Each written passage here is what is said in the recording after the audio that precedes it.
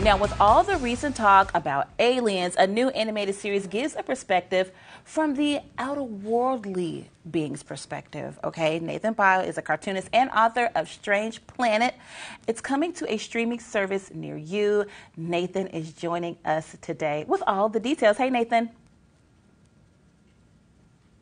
Hello, how are you doing? Doing good. We're excited to learn all about Strange Planet. As you said, we're imagining a world of beings that are on another planet. It's not Earth. And sure enough, there's a lot of familiarity there. And I think part of the theory was when we were making this, maybe there are beings out there, and maybe they're actually more similar to us than we imagine. Maybe they wear socks and watch soccer just like we do. Nathan, tell us about these blue beings that you created. Yes. One of the characteristics that makes them unique is it's a world, if you can imagine a world of every single being goes to therapy. Like they're all emotionally evolved. They're all emotionally transparent. There's a bit more honesty and sincerity on this planet. And that's part of what I think really makes this a warm and caring group of beings. That they may be doing similar things to us, throwing birthday parties and watching sports, but there's a warmth and a sincerity to them that really supersedes that of Earthlings just a little bit. Yeah, absolutely. So, you know, we've had the Alien movies, we've had E.T. There's been so much fascination just about extraterrestrial life. What do you think, why do you think we're so fascinated with aliens?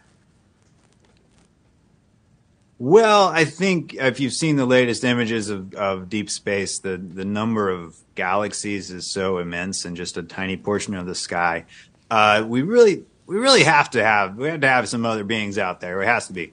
And there's a really fun idea here where maybe they're almost exactly like us, but maybe just a little more emotionally advanced than we are. And so that's the idea here. I think when we think often as we do about what extraterrestrial life might be, we often use the word alien. But in Strange Planet, we use the word beings because we're the visitors to their world. We're the viewers going into their world, looking around, exploring. And I think that's ultimately what we want to do. We want to be able to explore the galaxies. That's what I think is really what we're aching for on Earth, is to find a way to go into these galaxies and explore. Yeah, I like that. I like how you said that we're all visitors kind of into their perspective.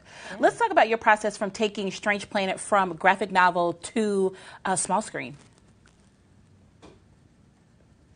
Well, I started drawing this. My wife and I were in a tiny apartment in New York City in 2019, and we started drawing. I drew it once a day. I drew a new comic once a day for a whole year, and it became there came along a big following to see what these beings were up to every day, and that was really fun. It became a little community, and I think what's happened since then is I teamed up with people who really understand animation, know television, to create a world that you want to visit. So Dan Harmon, who's made Rick and Morty, Community, a lot of amazing television.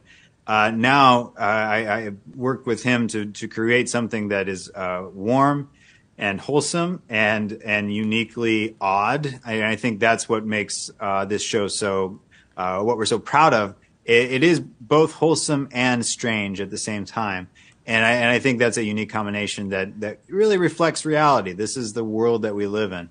We live in a very strange planet together, but there's a lot of wholesome ways in which humans find ways to communicate how much they care about each other. Yeah, absolutely. I agree. How can we see Strange Planet? It's going to be streaming soon, correct? That's right. August 9th, next week, it starts on Apple TV+. Okay. Strange Planet, Apple TV+. Check it out. Don't forget humanoids. We are visitors, okay? We are visitors in their perspective. They're not aliens. They're beings. I like that. I like that. Thanks, Nathan.